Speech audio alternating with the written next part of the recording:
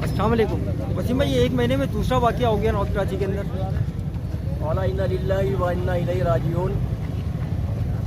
सबसे पहले तो उन दो अफराद के लवाहिकीन के साथ इज़हार हमदर्दी और अल्लाह उनकी मग़फ़िरत फरमाए जो एक नागहानी का शिकार हुए, और ज़ख्मियों के लिए दुआए सेहत की अपील की अल्लाह ताला उनको सेहत याबी अता फरमाए। ये 15 दिन में तीसरा सानिया है। आज से 28 फरवरी को पहले जो है औरंगी में हुआ था, जिसमें कुछ अफराद ज़ख्मी हुए थे। उसी दिन सेक्टर 4 नॉर्थ कराची में वाक़या हुआ, जिसमें एक साहब शहीद हुए और 8-9 ज़ख्मी हुए। इस 15 दिन में ये तीसरा वाक़या हुआ है जिसकी कंडीशन सेम है। मतलब तीनों ब्लास्ट जो है नालों के अंदर हुए हैं। ये सुई गैस से हुए, सेवरेज की गैस से हुए। मसला ये है कि इदारे इस वक्त इतने गाफिल और लापरवाह हुए हुए हैं, कराची को लावारिस छोड़ा हुआ है, सब ने मिल के। गरीब आवाम मर रही है।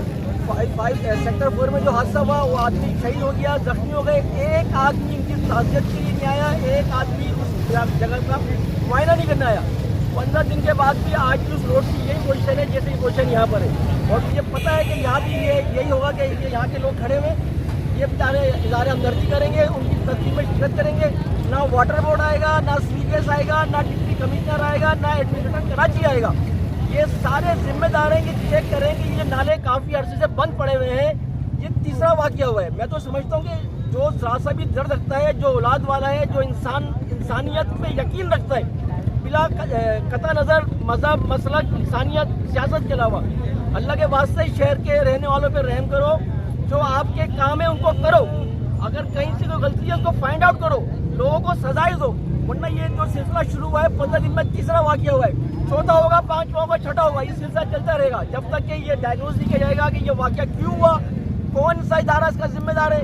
आज नॉर्थ कराची, न्यू कराची में सेवरेज की लाइनों के अंदर गैस जो है वो उबल रही है, गैस लीकेज हो रही है, उसको कोई पूछने वाला नहीं है।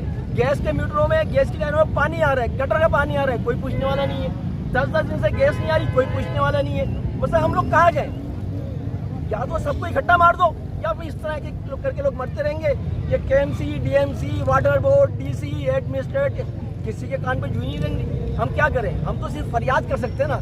अल्लाह के वास्ते इस वाक़े की तहक़ीक़ात कराया जाए, जो शहीद हुए हैं उनको मुआवजा दिया जाए, जख्मियों को सरकारी खर्चे पे इलाज कराया जाए। बहुत बहुत शुक्रिया। अल्लाह हम सबका हामी और नासिर हो।